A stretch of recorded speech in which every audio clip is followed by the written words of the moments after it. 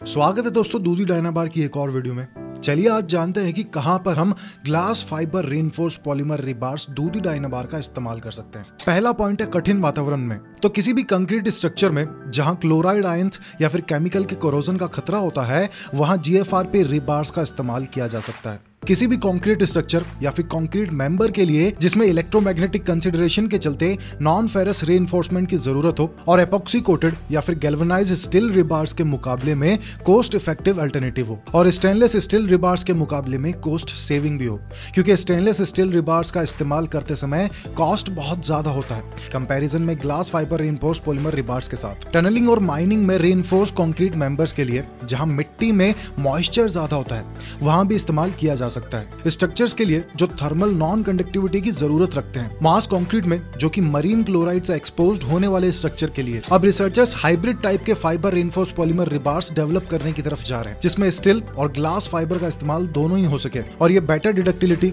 Deformability और corrosion resistance provide करेगा। अब मैं एप्लीकेशन के बारे में बात करूंगा जो फाइबर रेनफोर्स पॉलीमर रिबार्स के इस्तेमाल का प्रैक्टिकल एग्जांपल है। नॉर्थ अमेरिकन कंट्रीज जैसे कि यूनाइटेड स्टेट और कनाडा में ब्रिज के डेक स्लैब में 1999 से glass fibre reinforce polymer rebars का इस्तेमाल शुरू हुआ था। Glass fibre reinforce polymer rebars इसलिए प्रीफर किया गया क्योंकि ये दूसरे अवेलेबल फाइबर रेनफोर्स पॉलीमर रिबार के मुकाबले में लो कॉस्ट में अवेलेबल थे, जैसे कि पियर्स स्ट्रीट, सैलेमन एवेन्यू ब्रिज और सेरेटा डी ला क्रूज क्रीक ब्रिज में जो ब्रिज के डेक स्लैब कंस्ट्रक्शन की गई है, वहां glass fibre reinforce polymer rebars का इस्तेमाल हुआ है। ओटावा में एमा पार्क ब्रिज में प्रीकास्ट ब्रिज डेक स्लैब में glass fibre reinforce polymer rebars का इस्तेमाल हुआ है, जहां टॉप और बॉटम मैट्रिक्स दोनों में glass fibre reinforce polymer rebars use किए गए हैं। मायामी फ्लोरिडा में 2011 में रेलवे प्लेन्स के लिए, एयरपोर्ट लाइंस के लिए लगभग 3.9 kilometre glass fibre reinforce polymer rebars का इस्तेमाल हुआ है। Glass fibre reinforce polymer rebars इसलिए चुना गया क्योंकि ये रेलवे बेड में इलेक्ट्रिकल इंसुलेशन प्रोवाइड करता है। एक इंपॉर्टेंट प्रोजेक्ट है सीवेल का,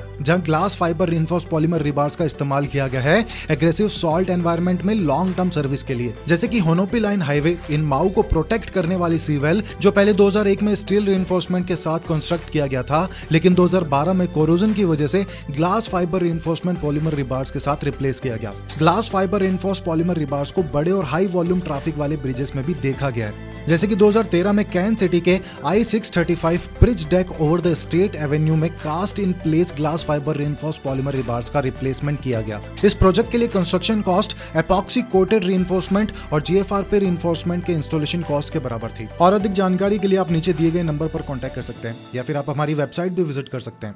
जीएफआरपी रिबार्स बोले तो दूधी डायनाबार।